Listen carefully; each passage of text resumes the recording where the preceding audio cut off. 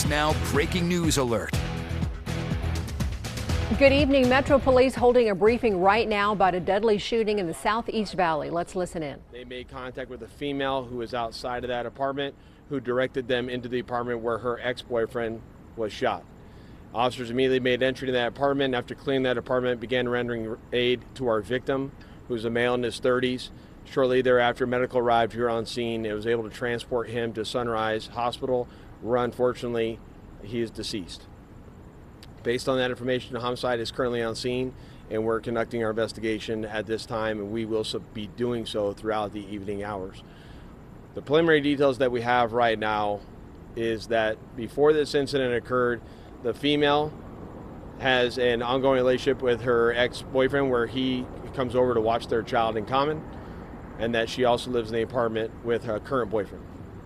That today, the ex-boyfriend and the current boyfriend were in a heated argument, and that argument turned physical, at which point in time her current boyfriend pulled out a firearm and shot our victim, who is her ex-boyfriend.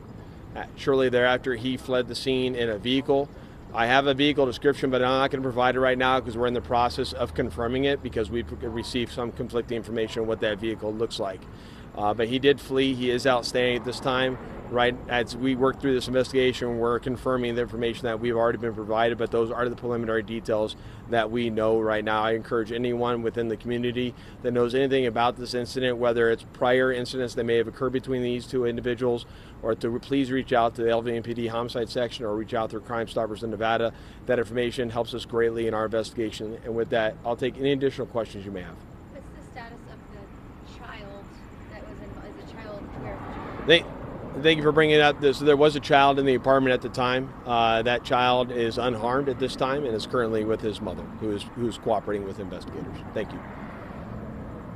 All right. Thank you very much, everyone. I appreciate your time.